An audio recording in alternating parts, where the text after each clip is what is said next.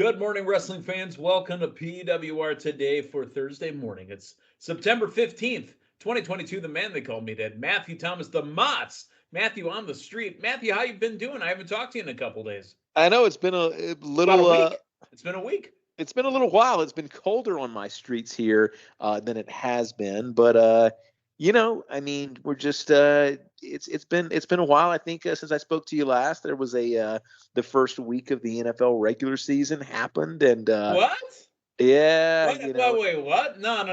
The NFL season kicks off Sunday night. Oh yeah, that is true. That is true. I thought for a second. Last week. I thought for a second on Monday night it might actually count, but you're right, it doesn't. Oh yeah, it didn't count. Why pay $265 million for a quarterback to kick a 65-yard field goal? I mean, that's edge of your seat television, though, right? Like, if you're going to see a record-tying field goal, I mean, WWE does it, AEW does it. Like, you want it to come down to the wire. You want there to be unprecedented stuff. So that's that's what you call sports entertainment, Meathead. Yeah, wasn't entertaining for anybody in the greater Denver area, that's for sure. All right, well, the NFL season gets kicked off this Sunday. I mean, I don't know what happened last week, but that wasn't the NFL. But Matthew, you in Denver, me in Wisconsin here, our teams get going. Other teams might have actually had their wins count. I don't know. I don't pay attention. But while they're watching football, I know they might be wearing their football jerseys. I know they might be wearing those helmets, but I bet you underneath they're wearing what? Oh, absolutely, collar and elbow attire. And I want to say I saw a design that was at least new to me yesterday. There's new stuff dropping all the time. Really good looking shirt. I wish I could remember exactly what it said. It was really, really catchy, but my goodness, please head on over to collarandelbowbrand.com. Check out the website. When you decide to press that buy button, enter promo code Linda K, LINDAKAY. Save yourself 10%. And you are going to want to save you some money because, my goodness, Collar and Elbow, they are getting some work done, man. Every time I turn around, there's a new selection to choose from. Yeah, everything's looking good over at collarandelbowbrand.com with the promo code LindaK. Obviously, with my wife, whose birthday is today, by the way, I'll be working stiff later on. Happy birthday to the Jelly Bean of the PWR Today family. Let me put this out there, though. I think Al is leaving money on the table. Mm-hmm. Where's my small package T-shirt? Well, I mean, if anybody's got a small package, it's definitely going to be Matthew Thomas. I mean, that's a license to print money right there. Come on, man. If we're going to throw pro wrestling, terminology out there, I mean, that's going to be a number one seller. Okay. All right, Uncle Al, you heard that, or Uncle Leaf, whatever your name is today. You heard that. Small package, new champion. 1, 2. That was my favorite Vince McMahon line, but small package, new champion. 1, 2. I used to hear that all the time. I can hear it ringing in my head still. We need to have a wrestler that actually, that's his finishing move, is a small package. And it's got to be completely unlike you typically see a small package in wrestling psychology. It's got to be a move that he freaking sets up for, right? So he sets up like a schoolboy or a small package. I'm picturing like Shawn Michaels' Sweet Chin music. I'm picturing stomping of the foot. And then he rolls up into a small package. Yeah. All this pomp and circumstance. My goodness. I think we're onto something. All right. We're on to some news here. First off, it's going to be all AEW news, really. The Lucha Brothers and Briscoes were scheduled for a match in Chicago, Illinois at Warrior Wrestling, and it looks like AEW / Ring of Honor says they've reached out to them and don't want that match to happen. There's no official word why, but to in good faith to show that they are still willing to work with them. All 4 talents will be allowed to still work the show, just not in a match against each other. And as a make good, they're sending Eddie Kingston out there as well. Interesting. Yeah, I mean, was that potentially a first ever there? Probably, and that's why they're saying hold off on that match. Yeah. No, it makes sense. It makes sense. Kind of see what they've got. What they might be saving for down the road. Yep. So. The Lucha Brothers and the Briscoes will be at Warrior Wrestling in Chicago, Illinois on Sunday, October 2nd. There's also more talk about the AEW suspensions from last week. It looks like all the individuals that were working to end the fight have had their suspensions removed. That includes Brandon Cutler, Pat Buck. I believe Christopher Daniels was involved in that as well. So those guys, Nakazawa was in there as well. Those guys have had their suspensions lifted and are back working again. Here's the irony of this: the talents that were also suspended, be it the Bucks and Punk and Omega, they were scheduled apparently to appear or are said to be appearing at the game show out in Japan, where they're going to have the first ever reveal of Fight Forever, AEW's first ever video game, September 15th through the 18th. So today and the next couple days, and there are going to be live exhibition matches featuring AEW stars. Now, are Omega and the Bucks and all those guys appearing there as part of AEW, or are they there on their own? Dude, I have no idea, but it sounds like Fight Forever was what they were doing a couple of weeks ago in the backstage area. Fight Forever. Oh my goodness. I tell you what, if you want to pop a number, give us Omega versus Punk on a video game. Like, yeah, that would be, I bet you know what? We talked about work, not work. Maybe this is just a long con job to get everybody excited about the video game. It could be. Way back in the days in the Pro Wrestling Report, every year when a WWE game would come out, the interns would work on a match between sometimes David Hero, Damian Nelson, Frank Cosentino, the man they call Meathead. We even had Miss PWR, Keisha Ingram on there a few times, Carl Love. I mean, we had all sorts of people. We would put together matches on there. So, maybe that's really what it is. It's all a build-up to get Punk versus Omega to build for AEW Fight Forever. Absolutely. And anybody listening, if you want to create this incarnation of the PWR show, go right ahead. Let's see your man they call Meatheads and Matthew Thomas's and Linda K's and whatever. Maybe the Popcorn Night Hero. I mean, the Big D from Big D, but not in Big D anymore, in SF. I guess he would have to hail from parts unknown, wouldn't he? Parts unknown, because we don't know exactly where he lives. Awesome. And of course, we'd need the Fanny Pack Kid in there now, too. Oh, without a doubt. Yeah. Oh, my goodness. I mean, he'd have to be the leader of it. All right, let's get into Dynamite. Yep, let's get into Dynamite. And we'll talk stables from Dynamite last night, too. Let's get into Dynamite last night. It opened up with a semifinal match for the Tournament of Champions that'll be finished off next week at Arthur Ashe Stadium. It is Jon Moxley and Sammy Guevara. Moxley wins. He will go to the finals, and he has a chance to be the first 4-time champion in AEW history. Without a doubt, the man who was supposed to be fishing on vacation right now, stepping in and into the finals. And that's I think probably the biggest piece of news that has really come out of a lot of this Punk stuff, as far as kind of perspective shifting and stuff. I mean, Moxley in these last couple of weeks, there is a growing sentiment that this guy is the face of AEW. And company guy, because he stepped back in. Yep. And really jumping in.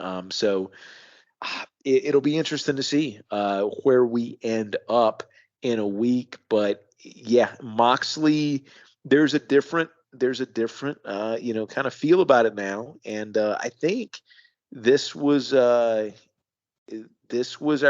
second Moxley match in a row without color, right? Yeah. I do have one bit of news coming out of this match. And Matthew, you probably know where I'm going here. It was in our group text amongst yourself, Linda, and the PWR family. At the end of the match, Anna Jay came up and caused some interference, threw a jacket in the ring. Actually, Ty Mello threw the jacket in the ring. Anna Jay from behind with a very poorly placed groin shot. That kick was terrible. But he falls down. On commentary, it's either Taz or it was Excalibur asking Sir William Regal, "Sir, how did he survive a shot to the balls?" William Regal, without missing a beat, says, "We teach that at the Blackpool Combat Club, how to retract your testicles." I'm sorry, what did you say? Yeah, and Taz said he was familiar with it too. So apparently that is a common maneuver. It's called turtling, I guess. Known in professional wrestling circles. So that's that's one of the reasons why you want to be a highly trained individual. Trained in turtling. I mean, when I thought turtling at first, it's like, Fat Bastard from the third Austin Powers movie. I got the turtle head poking out.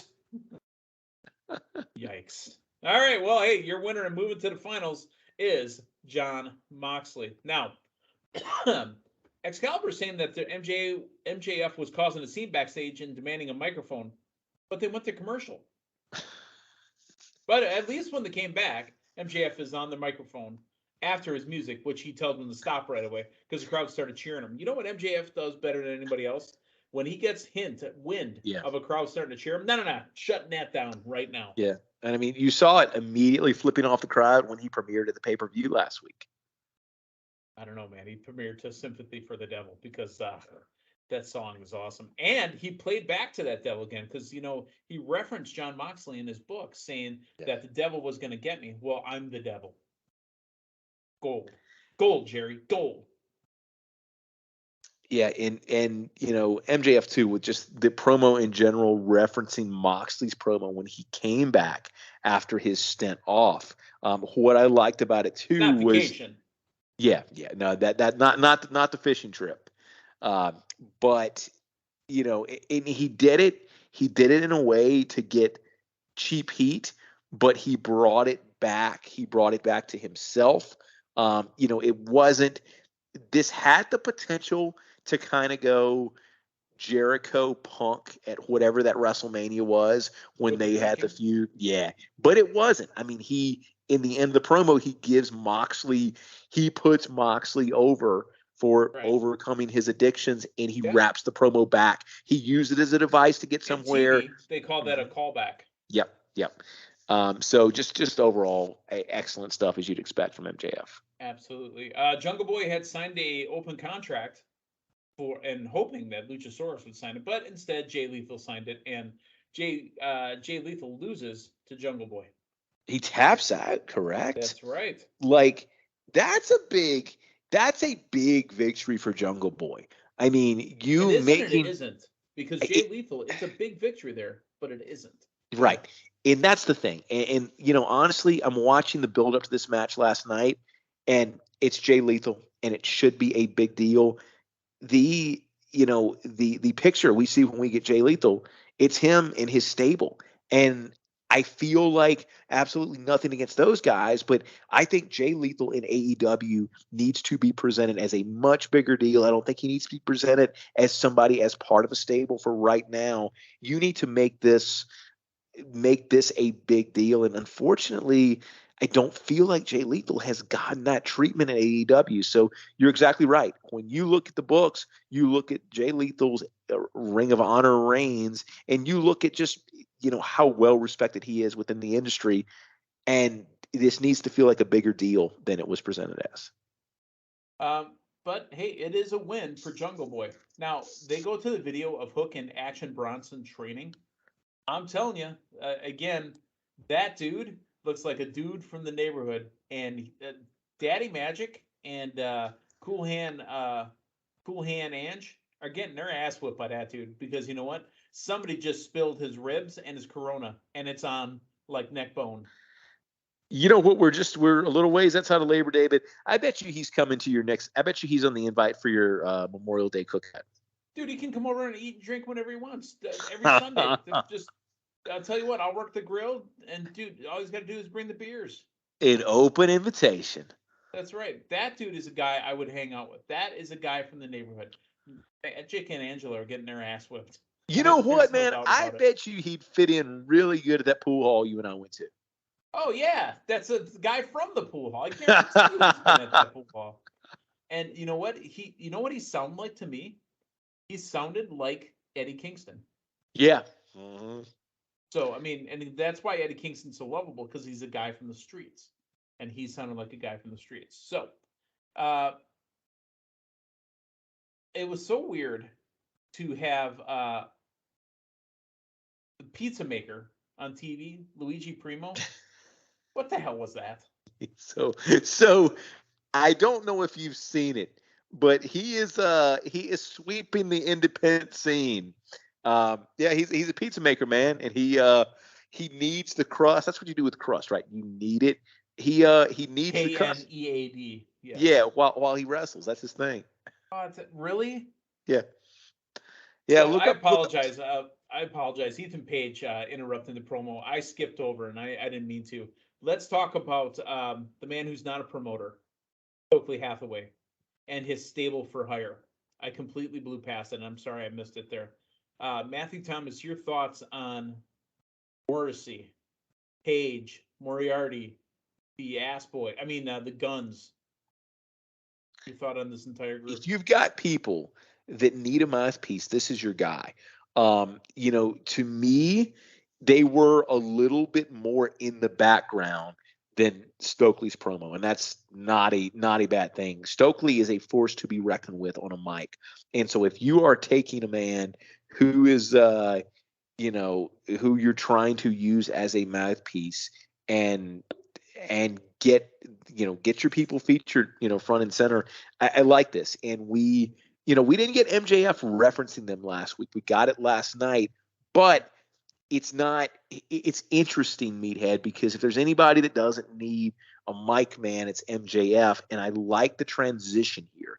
He's an associate, okay? It's not MJF standing there with Stokely doing the talking for him. There is a transition there. I thought this was handled very, very nicely, and it answered that question. How do we get from, them interfering on behalf of MJF to this stable? And they're group for hire, and they said Exactly. specifically that when they're not needed, they're going to go their own ways, but they can always regroup whenever it is. Let me ask you this too, and this is kind of what takes me back into where we left off with Luigi Primo.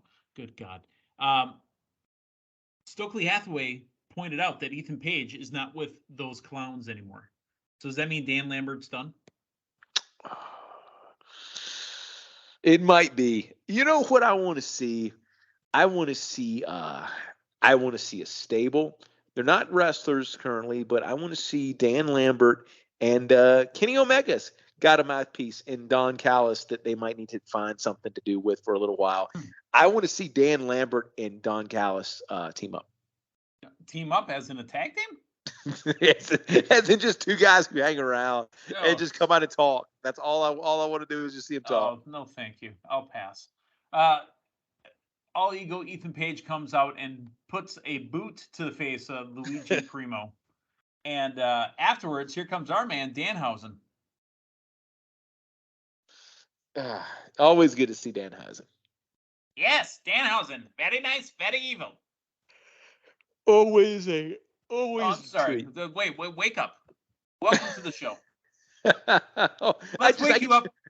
Go ahead. I get choked up when I talk about Danhausen. Let's wake up and talk about Darby Allin video is shown from the Nitro Circus. Apparently, Darby Allin's crazy is apparently what he is. Yeah, and Darby Allin, I thought we were going to see him in the finals of this tournament. Not to be, man, taking the loss. Because he was riding a big wheel. Yeah, but yeah, it's Darby can take a loss and be just fine. And he can take a beating too. All right. Powerhouse Hobbs defeats Matt DiMartino. I didn't see where it happened, but Powerhouse Hobbs bleeding from the mouth right after it while he's cutting his promo. Yeah, I didn't quite catch that either. Maybe he just cut his promo too hard, Meathead. But here's the thing that really bothered me. If we're supposed to suspend disbelief, Taz said afterwards, after the interaction by Ricky Starks and Powerhouse Hobbs, oh, look at that. Now he's busted open in the mouth. Taz, where the hell were you the last 4 minutes? They were just waking up. Death Triangle cut a brief pre-recorded promo saying now is the time to regain their AE tag team titles. Out of nowhere, here we go. We've got the Trios champions, or at least 2/3 of them, the Lucha Brothers, getting a title shot against Swerve in Our Glory for the AEW Tag Team Championships. Not to be as Keith Lee and Swerve Strickland defeat the Lucha Brothers.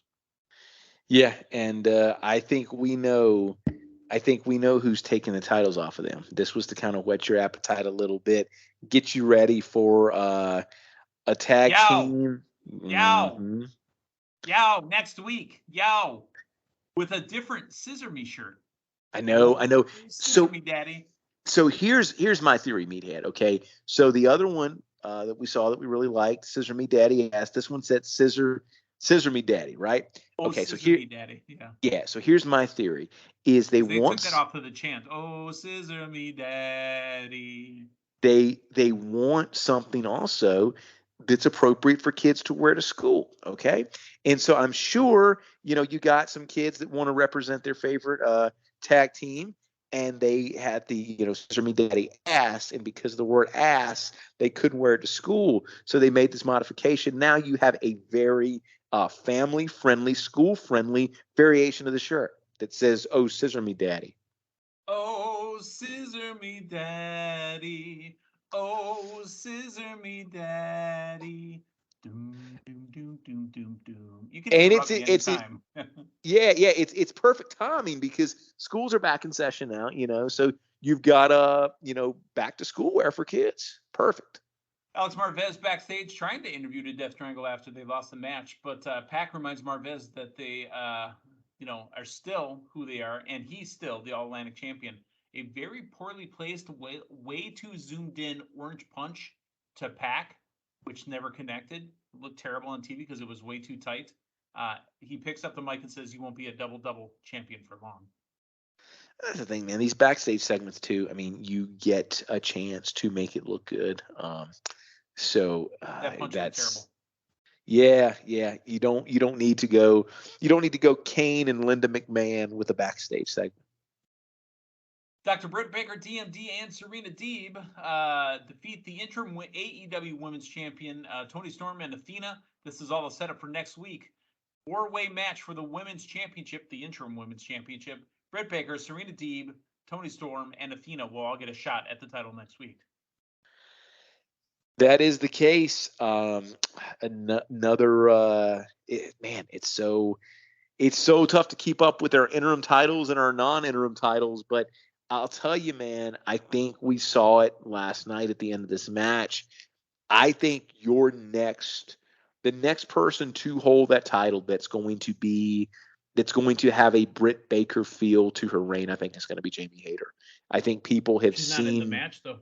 She's not, but we got a little piece of it last night. That's kind of what the people are going to nice want. Body so seat, by the way, Jamie. I'm not sure when it happens, but I think that can potentially be a big full year, big run November. There. Yeah, very possible. Let's go main event. Chris Jericho, Bryan Danielson. This is for a shot against Moxley next week for the AEW World Championship. Matthew Thomas, I did not like this match as much as I should have. Yeah. Ask me why. Meathead, why did you not enjoy this match as much as you should have? It's okay once. If you have to go back to it twice, but Matthew, how many times? Is this the third time's a charm? No, how many times? How many times did we have to reset a match, start over with chops? Oh yeah. At least 4 that I count. Yeah, no, that's true. Takes me right out of the match when they stop all the action and they go back to chops again, and they just stand there. They're not looking to win. They're not trying to win. This is a shot for the finals to be AEW champion, and you just want to have a little chop fest. Yeah, that might work in New Japan, but I mean, if I'm supposed to get a match where I'm supposed to believe that you're going to want to win the title, and knock it off with the chops. Yeah, Wrestle. No, and yeah, I'm right there with you. I was there. That was very much the start of the Kingston match at the end, the last match of the pre-show and the pay-per-view. It's not my thing, and the stakes are high here, and I think that there's a certain segment of your audience that does appreciate it, but I don't like it for it doesn't make storytelling sense to me in this regard. They did tell a good story at the end, though, when Danielson, Taz really shined in this moment. Taz said, "Mr. Regal, you're going to understand what I'm talking about in just a second. I think he broke his ankle because Daniel is not wearing a traditional wrestling boot, and it's softer on the bottom." I love that insight. Yeah. No, without a doubt. And I like a match where there's a story involved where somebody is selling something, and that was the case here. It really, to me, the match had a couple of acts, and this was the beginning of Act 2, where you've got Jericho working that injury and you're telling that story, and I think that served the purpose. Winner of the match, Bryan Danielson. He will face fellow Blackpool Combat Club member John Moxley. They shake hands and we go off the air. It's going to be Bryan Danielson next week to win the belt, and John gets to go fishing. Yeah, yeah, I hope so, man. Danielson needs an AEW run, and this version of Danielson, to me, Meathead, this most resembles the Danielson that we had during his first title run that lasted all of a month when he had the match with Kane when he learned to drive the forklift. And I always thought that I mean, of course, it was cut short. And we got the Planet's champion back, and as great of a run as that was, I feel like this is much more of a throwback to the first potential Danielson run, and you have that story to tell. I mean, you have him winning that AEW title for the first time. I really hope that's the direction that they go. But again, you've seen such a strong sway in sentiment to Moxley being Mr. AEW. So I'm not as certain as it would look on paper. On paper, Moxley lost it to Punk. They were ready to put the title on somebody else. He's got a fishing trip planned. It would make sense that it goes Danielson's route this time, but I'm not sure. Maybe what happens, he wins the title, and hey man, we got Farmer Brock. Maybe we get Fisherman John. Oh boy. All right, that is Dynamite from last night. Tomorrow night, Matthew, we're going to kind of run down excuse me, everything coming up tomorrow morning, on Friday morning. We're going to run down everything coming up on Friday night. We'll see on Rampage the return of Matt Hardy, who's going to be taking on Darby Allin, and other matches as well. Also, Matthew, on SmackDown, Solo Sikoa won the North American Championship on NXT, even though he debuted on SmackDown the week before. Does he go back and forth between shows? Last week we saw Toxic Attraction debut on SmackDown, and we saw them again on NXT. Do they go back and forth between both shows? And then we saw the Lights Go Black and Karrion Kross choking out Drew McIntyre. We've got so much to look forward to tomorrow night on SmackDown. That we do. And I mean, maybe we gradually get more and more black and white, SmackDown each week, like we had it when it went off the air with Kross. I mean, I think many people would say they enjoyed the original black and white Andy Griffith show much more than the color Andy Griffith show. Is that the case with SmackDown? Are we going to have a segment of the people that say, hey, it's just not the same if SmackDown's in color, we need black and white SmackDown? I think that's a strong possibility, Meathead. Well, I do have a windscreen in front of my microphone, but I made sure to whistle in the other direction. I hope you heard that. Fantastic. All right. And, to be honest, I had a red door and I want to paint it black. I was thinking of Rolling Stones, which I don't know if I told you this when we were talking about it. I'm not a Rolling Stones guy, but they have two songs. I just sang one of them, and the other one being "Sympathy for the Devil." I absolutely love. So sounds like you're going on a Rolling Stones kick, man. I think you might be a little bit late to the party, but this might be the Meathead finds the Stones era.